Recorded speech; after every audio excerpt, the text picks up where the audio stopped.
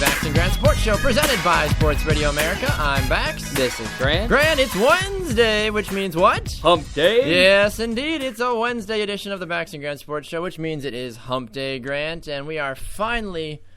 We're home, Grant. I feel like we need the I'm coming home, coming home music playing in the background. We are back in Milwaukee. We are so excited to be home in our normal studio, not some hotel conference room or a parent's bedroom or whatever we were doing our shows in while we were on break. But as much fun as that was. It was a great time. I really enjoyed it, but at the same time, it's nice to be back in comfortable surroundings. So, yeah, even though I do miss the 80-plus degrees. You mean the 45-degree weather we had yesterday? And it was sunny. It was actually nice, which was the sad thing after coming back from Florida. It was like Florida was drop-dead gorgeous, and then you get to Wisconsin, and we have the gall to call 45 degrees. I know. Beautiful. Everyone is wearing shorts like, it's summer! I'm like, no, it's not. This is like Arctic cold. It was 40 degrees colder than it was in Florida.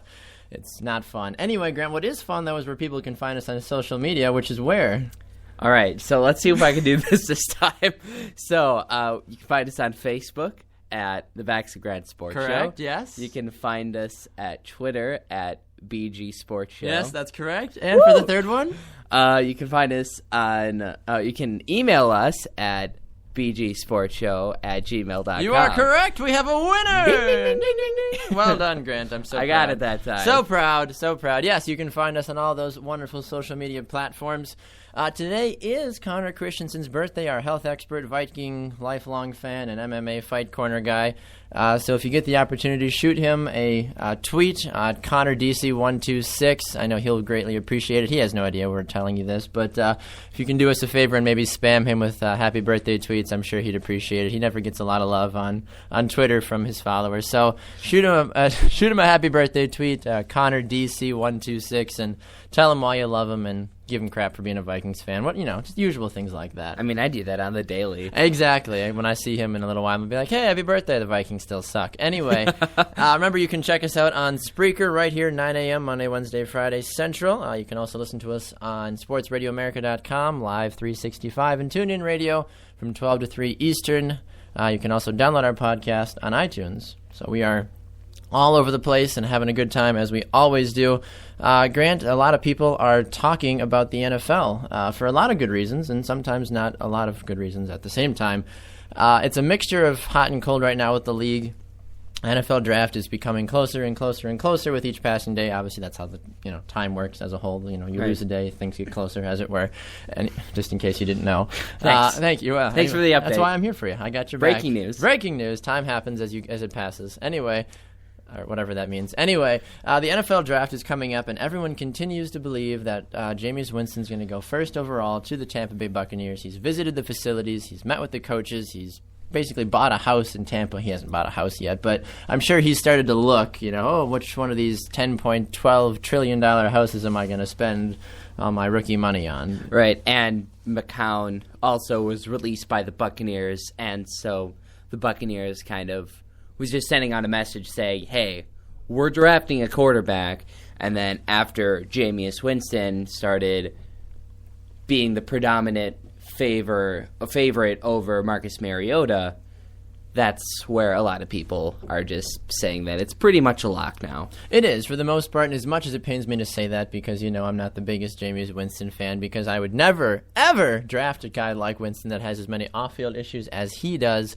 Unfortunately, people care more about how they do on the field than what they do off the field. They look at guys like Ray Lewis and other players. We're not even going to get into that discussion, but it's a morals thing, I feel like. And right. us as good Christian men, Grant, have a hard time understanding how we would a team could risk the possibilities of the off-field immoral issues. But anyway, Jameis Winston more than likely going number one. Now the Tennessee Titans had a surprise thing happen to them as 27-year-old Jake Locker retires kind of almost out of nowhere.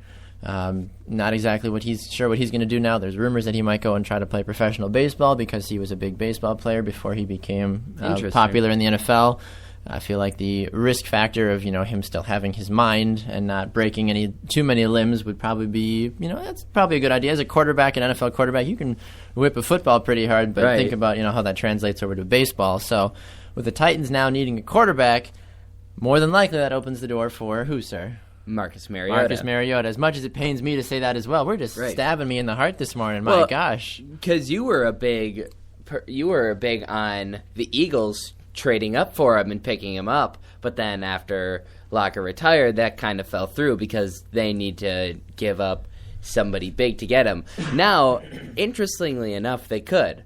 Like, thinking about it, look at what they have for quarterbacks now.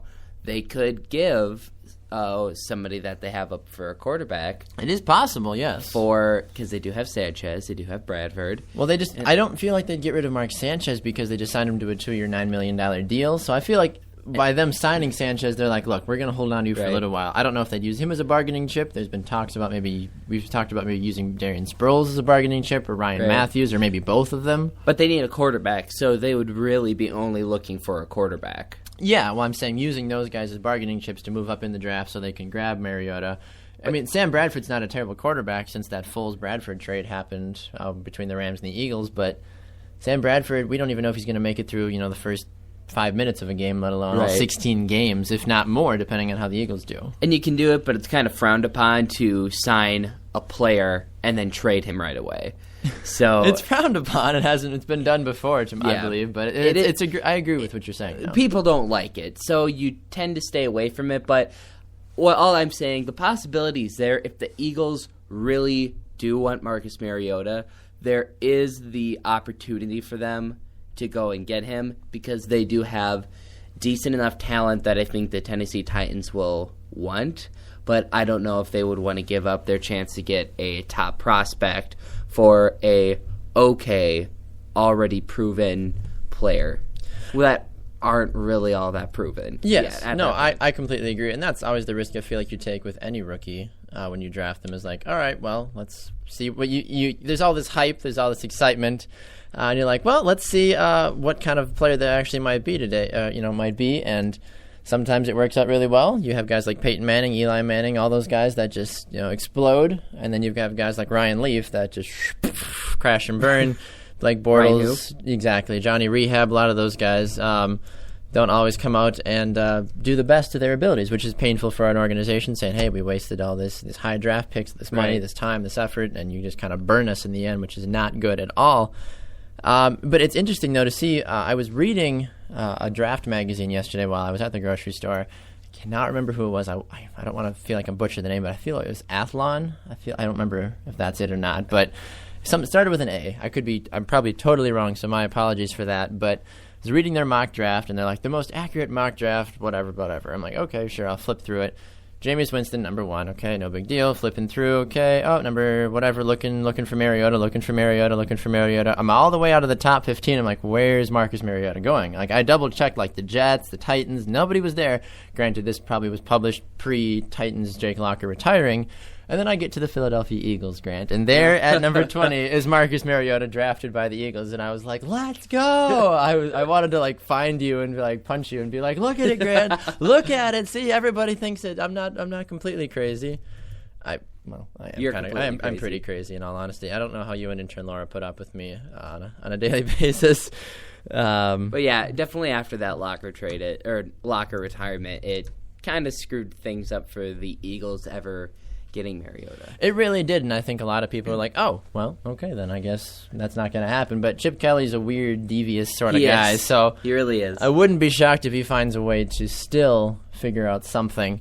And just in terms of looking across the board, though, with free agency being a big deal, Amari Cooper, arguably the best wide receiver in college football, he had a fantastic season at Alabama. He's still rumored to go to the Oakland Raiders. Now the Oakland Raiders have a guy like Christian Ponder, but they did release Matt Schaub, which is a little surprising considering how semi-decent of a quarterback Schaub is. So now they've got Derek Carr and Christian Ponder battling for the starting quarterback spot next year. If they are able to pick up Amari Cooper, that'll add a lot of depth and talent to their wide receiver core. He can learn from a guy like former Packers James Jones. I'd be a good player. There's a lot of other good guys. The other top wide receiver is Kevin White. Washington Redskins are rumored to draft him at their 5th spot.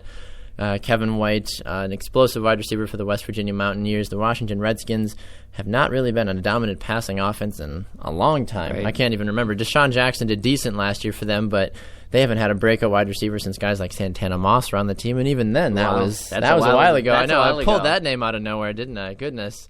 But aside from that, though, there's not too many other players that have been top names that people are really, looking to see how they're going to do.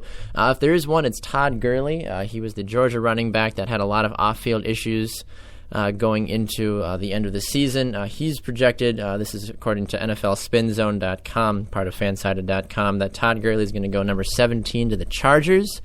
The Chargers, now that they don't have Ryan Matthews, they are looking for a solid running back. They don't have any other true options after that. So Todd Gurley... I feel like the Eagles are going to pick him up.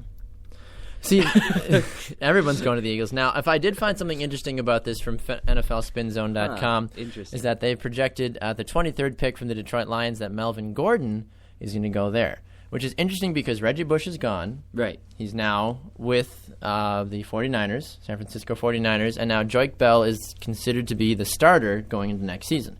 Joique Bell's not an awful option. And he didn't have a bad season last year. He didn't, no. And with Reggie Bush shuffling in and out with injuries, it was hard to really know exactly how good he was going to be. But now that Joique Bell has kind of been asserted as like, all right, the Lions are going to start Joique Bell. If they draft Melvin Gordon, if Melvin Gordon falls this far, which I think he will because running backs are not really a priority for most teams in the NFL in the first round this year, just because there's a lot of other big options, offensive linemen, wide receivers, defensive linemen, cornerbacks. Melvin Gordon to the Lions is not a bad idea. Now, the last Badgers running back, I believe, that went to the Lions was a guy named Brian Calhoun, which I know, it just blows your mind on that one. But Brian Calhoun was very much a Reggie Bush-style player where he was a great receiver out of the back, but he had some size on him that could do some running as well. His career didn't pan out too well. I feel like Melvin Gordon is the exception to the rule on a lot of circumstances because he's such a big guy, but he's incredibly fast. Right. And he can take you down. Yeah. And just looking at, I just always like going back to this game, the Outback Bowl, which was versus Auburn. Auburn Tigers, yep. SEC team. Nobody can run against the SEC. And lies. All lies. He put, I think, almost 200-plus yards on him, or at least... It was a little over 200. Yeah, yep. It was fantastic. He's just...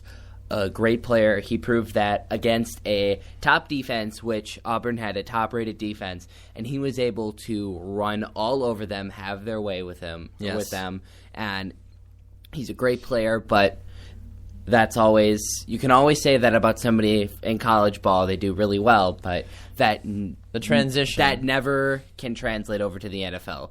So that you can never be so sure about that. Exactly. And just for our personal perspective as Packer fans, Grant, Fansided.com has P.J. Williams, the cornerback from Florida State, projected to go in the 30th pick, which is a solid idea because Devon House and Tramon Williams are both gone now, leaving the secondary a little bit depleted. The Packers still have a lot of good talent.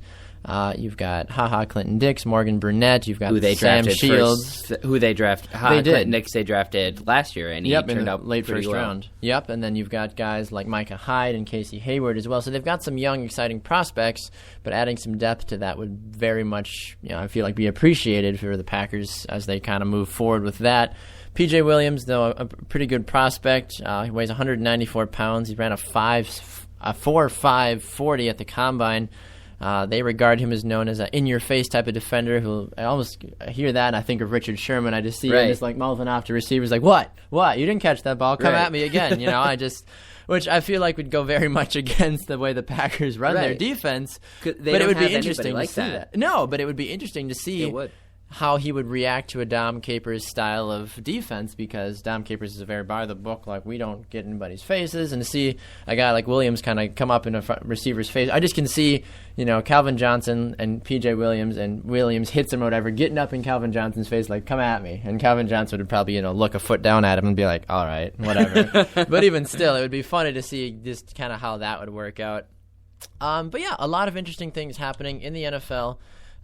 Moving forward with that as a whole, we want to talk about Chris Borland really quickly before we head to a break. Chris Borland, a former Wisconsin Badger player and now former NFL player for the San Francisco 49ers, surprising a lot of people with his decision to retire after only one NFL season. Grant, can you give us a little bit more light on that? Well, yeah, you texted me actually. It was yesterday when he retired. or 2 days ago, 2 whenever days, it was, yeah. whenever it was, and I was really shocked because I'm like, wait, didn't he just play his first season? Yeah. Why is he retiring right away? And he had a fantastic season. He did. He led the team in tackles. I would say that he was probably one of the closer people to getting Defensive Player of the Year if it wasn't for J.J. Watt being absolutely disgusting. Well, he finished in the top 5 for Defensive Rookie of the Year as well. Right. Well, he had a fantastic season. He had over 100 tackles, and he was the 49ers, one of their best defensive players, and he was arguably one of the best linebackers in the NFL, and then all of a sudden he's gone. One of your top prospects. I know a lot of 49ers fans are like, what just happened to us? It's like they got blindsided by a bus. They got blindsided by Chris Borland is basically what it felt like. And it's unfortunate because last week, Wednesday, they get blindsided again because Patrick Willis, only a 30-year-old linebacker, one of the greatest linebackers in the NFL right now. Not sure where he's going to fall in the history of all-time greats, but he was just a fantastic linebacker. He retires kind of almost out of nowhere. Everyone's like, oh, gosh, Patrick Willis is retiring. Well, we got Chris Borland. We're okay. And then a week later, Chris Borland's like, you know what? Actually, right. I'm retiring as well. 6 years younger than him, but I'm still going to retire because his reason makes a lot of sense. It does. Even though he's come under a lot of criticism for it, which is unfortunate because you can't criticize someone like that unless you're in that position yourself. Right. Well, and what we're talking about is brain injuries, and he's very concerned about brain injuries. He's already had 2 concussions, and it's a big problem. I have known people in high school that who already have 3 concussions and they haven't even graduated high school, and they have to choose a sport because if they have because they're multi-sport players and they have to choose their favorite because if they get one more concussion they're done with sports, which is just unfortunate to hear. I think I only got 1 mild concussion during my playing days, but that was flag football in grade school. But anyway, concussions are not a laughing point. They are very important. They're very detrimental to your mental and physical health because you hear about all these former NFL players that have serious brain trauma from all the concussions they took, but there was not proper protocols set up in place for them while they were playing, thus causing them to suffer brain injuries, and it'd be too late by the time things are finally discovered because the proper techniques and care wasn't around back when they played. And now there are more protocols in place, but we know it's not perfect because Borland was talking during a preseason game. He feels like he sustained a concussion, and he recovered from it, but it scared him. And so I saw a comment that was interesting, and I showed it to you. Yes, yep. Somebody was like, Borland played high school football like most kids, and then he got a scholarship and he wanted to go to college, so he played college ball. And then all of a sudden, NFL, turns out to be a fantastic player, and then the NFL wants him, plays for a year. It's maybe not something he completely wants to do, but he likes doing it, but it's a hard decision for him. It is, and we have been told from multiple sources. He talked to players, coaches, family, friends, and he spent a long time thinking about this. It wasn't like a on the whim decision. He thought about what he wanted to do because he has a degree from Wisconsin in history, and he wants to go back too. I heard he wants to go back and get a sports management degree, and I think that'll be great for him. It kind of just seems that he values something more than what the NFL can offer. And you can't blame him for that. No. It's his life. He wants to do what he wants to do. Exactly. Chris Borland, the Baxton Grant Sports Show, salutes you and wish you all the best in your future endeavors. And maybe our paths will cross one day if you are back in the great state of Wisconsin. So we're going to take a fast break, chat a little bit about college basketball and the latest NHL hockey power rankings when we come back. This is the Baxton Grant Sports Show presented by Sports Radio America.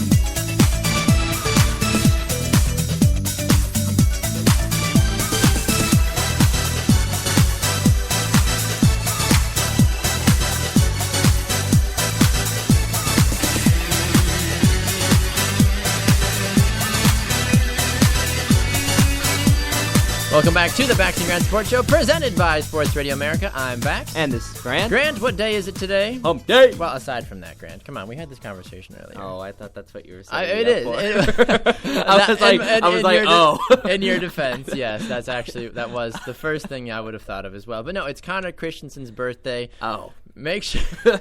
Yeah. Oh. Don't forget to send him a happy birthday tweet at ConnorDC126. We're trying to get as many people as we can to just spam him with happy birthday tweets because he hardly uses his Twitter, and he's always like, I'll use my Twitter. You never use your Twitter, Connor, but we love you anyway. So we're trying to get as many people as possible.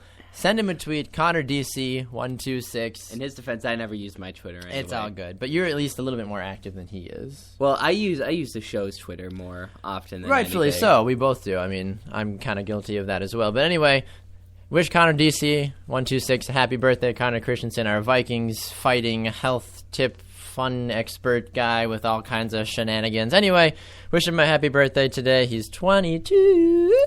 Anyway, that was the best Taylor impression I could do. Grant, college basketball, before I make a bigger fool out of myself, as I already have, as I normally do on the show. What's going on, and why is everyone so mad? Well, the first four just happened of the tournament, and, well, first two of the four, and Ole Miss last night rallied back from a 17-point deficit against BYU. And we were watching some of the highlights. Oh, so dirty. The first highlight was this BYU player just out of nowhere. Russell Westbrook from like 50 yards out, just dropping it basically. Oh, and we were just like, oh, that's how this game went. I almost threw my water bottle on your computer. I'm like, stop. It's so dirty. I need to clean your computer off. That's how dirty that shot was. And then Ole Miss in the second half came back, and there was a lot of big plays. There was a nice three, and there was a slam dunks that were going down, yeah. and the players were hyped. The Ole Miss players were just like whipping towels, screaming, chest bumping, like, let's go. Obvious. I mean, rightfully so. I mean, coming back from 17 down, I would be smacking, everybody and be like, let's go. Super excited. Definitely, though, a great win for them as that first buy-in game. It's always hard to know where exactly you're going to go, who's going to do what. It's funny, though, Grant, you look at it from a statistical standpoint, and BYU shoots them out of the building. Right. And speaking of shooting, it was absolutely crazy with the scoring. It looks like an NBA game. That's the first thing you said. Like, is this an NBA game? I'm like, no, it's college basketball, I promise. It was like Ole Miss 94, BYU 90. And you normally see college games going around in the 70s on average. If you're a Badger fan, you even see some games that are in the 40s because of their defense. So it's consistency, baby. So seeing 94 to 90 is crazy. BYU, their 3-point percentage was 51% or 52% if you round up. 15 of 29 from downtown, which is absolutely ridiculous compared to Ole Miss was only 7 for 23 with a 30% shooting average. BYU was field goal percentage was 48 and Ole Miss was 45, so they were pretty close on those on those playing fields. Haas and Moody were the top players or points-wise. Haas for BYU had 33 points, which is ridiculous for a college player. Even for an NBA player, that's pretty big if they drop 30. You break 20, 25? It's usually you're pretty decent. People start turning heads like, decent. oh, okay. And then for him to go and do that and then lose, it's just like rude. I don't know why I just had the thought that of what if Wilt Chamberlain scored that 100-point game that he did, but they still lost. Like, I feel like that would have been funny. You scored 100 points, Wilt, but we lost. What the heck? I would have thrown a chair. I thought it was like around 90. Wilt Chamberlain had the 100-point game. Did he have? That's never been documented. Never was. There's no video. It's like the Bermuda Triangle, basically. Like, there's no video footage, no nothing. But because there is a game. There's an official game that he did. He did like 90 some in another. But yeah, his 100-point game. There's like no evidence of it. I'm like, oh, jeez. Anyway, but then Moody from Ole Miss, 26 points. So such a Mississippi name, Moody. I need to say it like a Southern accent, Moody. I love it. 26 points, though. That's great, though. Especially for, like we're saying, the college game. So this game, one of the first two played in the NCAA tournament, does not disappoint. It's looking like a great tournament right now. It really is. So and I'm really excited. The 1 seeds normally people don't predict them to all meet, or most of them meet in the Final Four. Like, people say you shouldn't, and you should get pick upsets, but a lot of brackets I'm seeing, there's a lot of 1 seeds more than usual making it to the Final Four. Are so you, it should are be you interesting. referencing one bracket in particular, Grant, from a fearless leader? Yes and no, because No? not just him. No. Not just him. Who are we talking about, Grant? Just perusing brackets. I don't. brackets. I haven't looked at any. No, of a lot course of not. celebrities. Just perusing. Of course. Like, I know I have picked some. I know you've picked some. Yes, I yep. just look at random brackets on the Yeah. app that I have, and I'm seeing a lot of people put 1 seeds. Yes, that definitely reminds me, though, too. If you want to join the Bax and Grant Sports Show ESPN Bracket Challenge, you can. If you go to the ESPN Bracket Challenge app or look for it online at ESPN.com, look for BGSS. That's the caps. name of the all capital letters. That's the name of our group. You can join. It's going to ask you for a password. Do capital B and then lowercase GSS 2015. You can join, play the bracket challenge with us, compete. I think we're going to make Grant do a Kim Kardashian pose with his butt and the towel and all that if he Let's not. loses. Maybe. We'll start Let's not. We'll start a petition for it. Anyway, there'll be something You'd have funny to pass that that by happens. my wife. Well, she'd probably be all for it. Be like, yeah, do it. But we'll figure. We should figure out something. All the Bax and Grant Sports Show guests and staff. Intern Laura's even going to play whenever she fills out her bracket. Anyway, but we should Have figure to out fill something. that out soon. We're gonna figure out something. I know now that this is all kind of in full swing. But On Thursdays, today is the last day you can do it, because Thursday yeah. big games start happening, so then you can't fill one out anymore. Exactly. So we're gonna have to figure out something of whether or not, like, if Grant or I lose, like whoever has the least amount of points out of the two of us, something's got to happen. Yeah, we'll think we'll of something. figure it out. Tweet We'll- us, email us, Facebook us. Yeah. What is the loser of Grant and I, as well as anybody else in the bracket? But Grant and I, that's all that we really care about, because Right. we're not gonna make intern Laura do something. That would just be cruel. Maybe she'll be on the planning committee. We'll have her and our spouses figure out what exactly it's gonna Right. be, and I don't even want to know what they're gonna have us do if that ends up being the case. But college basketball as a whole, though, a lot of money goes into it, Grant, doesn't it? Yes, and you actually showed me something really interesting this morning from USA Today, that from our local news stand, whatever. I don't know what I'm trying to say. So over the last 5 years, I was gonna try to help you save that, but I'm like, I don't know where you're going. I don't know where you're I don't going. even know either. It's okay. 'Cause Anyway, it Grant. says Nation's News on the top, and I was saying local news for some Yes, reason. we picked it up at the local newsstand. There but we go. It's a national Exactly. syndicated That's what I was newspaper. trying to say. All right. Anyway, Wisconsin spent over the last 5 years in recruiting for their top seeded team $299,000. which at first sounds like a lot of money. You think about almost $300,000 over 5 years to recruit one of the number one seeded teams. That's a lot of money. It But- is. But looking at Kansas, years past, Louisville, years past, and Kentucky this year have spent each, not combined, each $2 million in the last 5 years. Ridiculous. Now, in their defense, Louisville did win all of it. What was it, 2 years ago? It was last year, I Was believe. it last year? I No, thought it was 2 years ago. It was 2 2 years years ago. ago. They won it all. Kansas and Kentucky, always consistent, if nothing else. Kentucky lost last year to UConn, but these are top programs that are just pounding through. I had a conversation with a good friend of mine last night from church, and he said that Kentucky has 8 McDonald's All-Americans on their team. 8.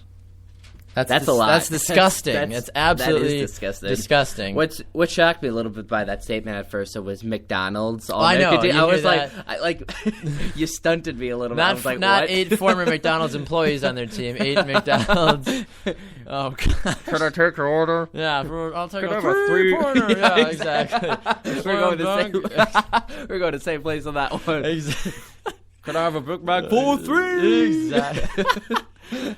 I don't know. Some of these guys are one and done players, though. So if their NBA careers turn out, maybe they can be like, "Well, I was the McDonald's All-American." So Give me a job. Exactly. That'll get him somewhere probably. But touching quickly though on our fearless leader, Grant, not you or I.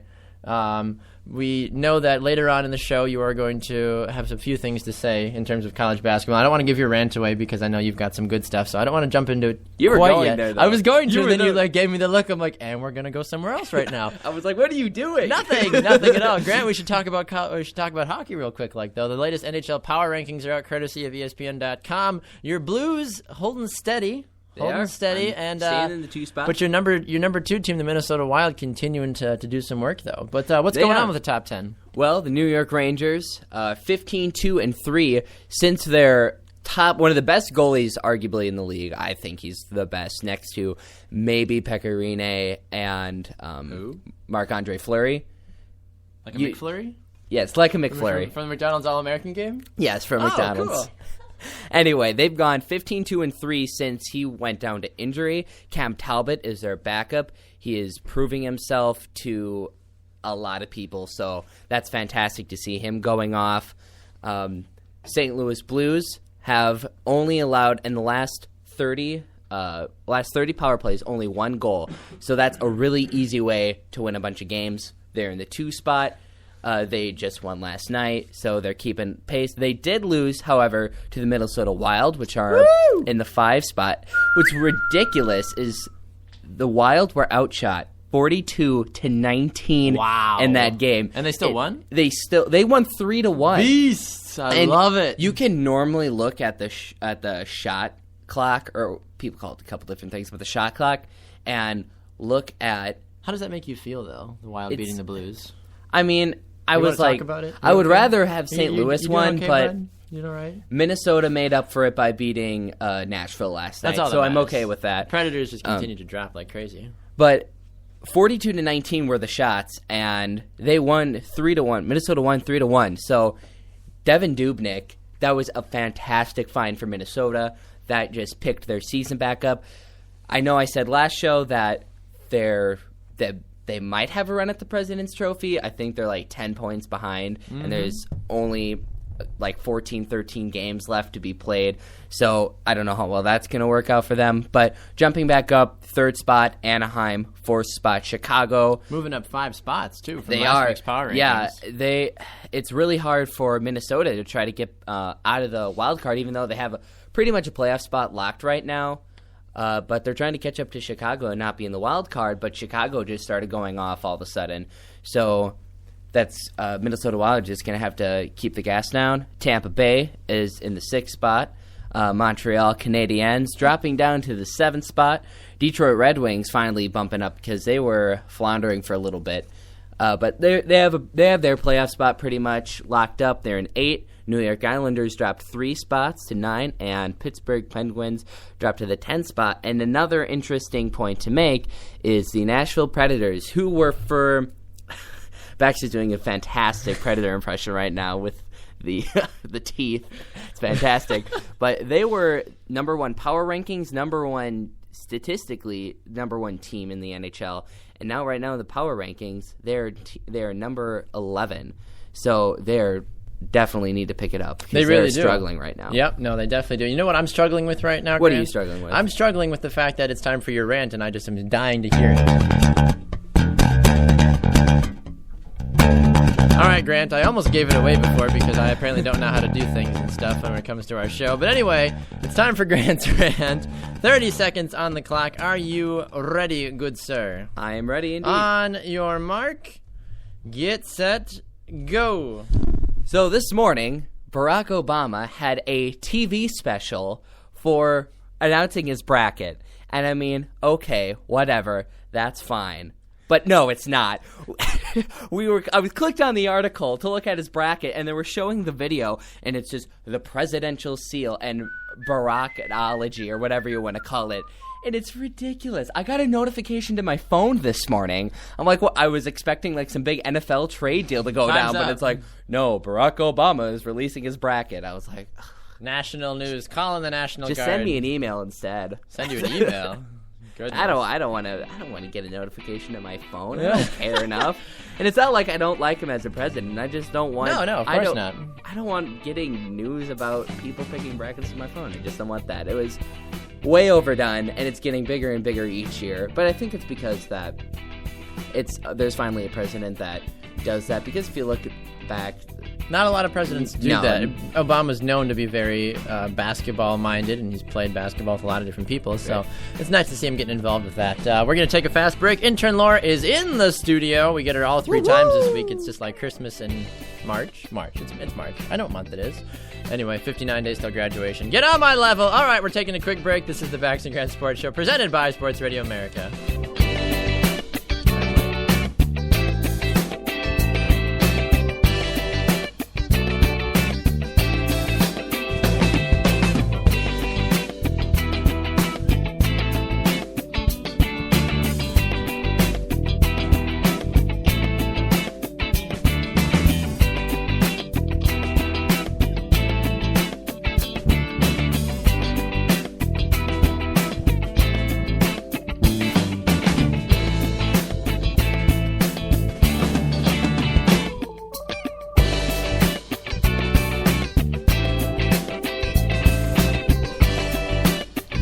Back to the Bax and Grant Sports Show, presented by Sports Radio America. I'm Bax. And this is Grant. Oh, Grant. Aside from your rant, there's one other thing throughout the show that makes me just incredibly excited. You know what that is? McDonald's. Besides the McDonald's All-Americans. No, it's intern Laura. She's here. She's in the studio. She's fierce. She's excited. She's headbanging. She's got everything to go. Her music is so intimidating. And then you hear her, and it's just this cute little thing. It's like, hi, I'm Laura. But we love her, though. You imagine some big muscly guy with I eat protein powder for breakfast, lunch, and dinner. Exactly. And then it's like, hi, I'm Laura, which is fine. I do not talk like that. I mean, you can be the judge You of can that decide that at at home, folks. Anyway, intern Laura, welcome to the show. How are you today? Oh, I'm wonderful. How are you? Wonderful. We're glad to be back in the studio, in a normal, real studio, not just our fake remote studios. But we're glad to be back, and we're excited to hear what you got for us. So what is your thingamabopper for us today? All right, Baxter, so you are very into soccer, correct? Indeed, it is my life. Okay, well, have you ever heard of fireball soccer? Is that something that has to go with Pitbull's Fireball song, or the alcoholic drink Fireball? Funny. No. I'm assuming not. Okay, no, I have I've never heard of it. It's actually from Indonesia, and it's called their Sepak Bola Api, which means I don't know what it means exactly. I was going to say, what does it mean then, huh? But what the sport is, it's called fireball soccer, fireball football, whatever you want to call it. Okay. But basically they take a soccer ball, but it's not a soccer ball. They use a coconut covered in kerosene, and they light it on fire, and they play with their bare feet. Sounds so safe. Mm-hmm. It's a great way to burn the dead skin off your feet, I feel like. Well, I mean, the whole llama sacrificing thing. This is that's a step down, I think, from that. You ride a llama while you kick a flaming coconut. It's like a new form of polo, basically. Fireball soccer. Okay. What else? Well, the people that are playing, they do this sport to celebrate Ramadan. Okay, every year. It's that little thing on your calendar that you see, but you don't actually know what it is. Obviously. Ramadan. Oh, Ramadan! Woo! Anyway, I don't know. Some people are just like, we can go drink. Okay, whatever. Some it's on the calendar. Some holiday. Go to the bar. I'm taking off work. That's Ramadan. Well, they cover their bodies in salt and other spices. Okay. I thought you were going to say kerosene. I'm like, oh my god. Really extreme. They cover their bodies in salt and other non-flammable spices so that they don't set themselves on fire. So the complete opposite of what Baxter and I were thinking. Because Exactly, at the same time, our eyebrows kind of raised. We were like, I just have this image of a flaming human running on the just kicking a coconut. Yeah. We're like, let's go! Exactly. Indonesians, I tell ya. Stop, drop, and roll, especially. Do they play it on the beach, you said, or do they play it just on They just play it on grass? sand on the ground, yeah. Okay, I was going to say, I feel like on grass, that's a great way to start a forest fire. I would agree. They're just on the dirt. Smokey the Bear would not be happy with this. Yeah, right. Only you can prevent, Indonesia. You guys have flaming fireball soccer, so never mind. You guys are going to start forest fires. They're the reason the threat level is at orange today. I don't know. Anyway, fireball soccer. Do you actually know that for a fact? No, I really don't. He checks it every day. I do. Yeah, Smokey. I have a Smokey app. Be like, all right, Smokey, what's the deal today? You pull it up on Internet Explorer and that should be a thing. The Smokey app. Yeah, yes. the Smokey app. Oh my goodness, there probably is a Smokey the Bear app somewhere out there. Anyway, so interesting information for us. You're sticking around to play What If with us today, Laura? Because today is What If Wednesday. Great. So since you are the lady of the house, you will go first, Laura. So what is your What If for Grant and I today? All right. So Grant, you can think about this hypothetically. Well, Baxter and I can't? No, you. Oh, okay. We are going to be playing futsal yes. soon with each other on a team. Grant is not. Sorry, Grant. You'll Not be that we there don't in love Thanks, spirit. guys.